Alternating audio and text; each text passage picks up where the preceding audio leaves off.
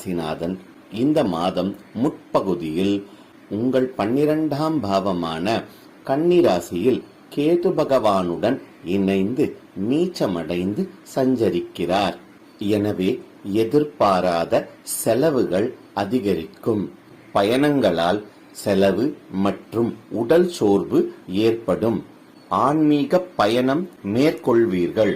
உங்கள் லாபஸ்தானாதிபதியான சூரிய பகவான் சிம்ம ராசியில் புத பகவானுடன் இணைந்து மாத ஆரம்பத்தில் சஞ்சரிக்கிறார். மூத்த சகோதரர்களின் ஆதரவு மற்றும் மாமனார் மாமியார் வழியில் ஆதரவு ஏற்படும். எனினும் செலவுகள் அதிகரிக்கும். தந்தையின் உடல் நலனில் கவனம் தேவை. தந்தைக்கு மருத்துவ செலவு ஏற்பட வாய்ப்புகள் உள்ளன. உங்கள் 8ஆம் வீடான ரிஷப ராசியில் குரு பகவான் தொடர்வதால்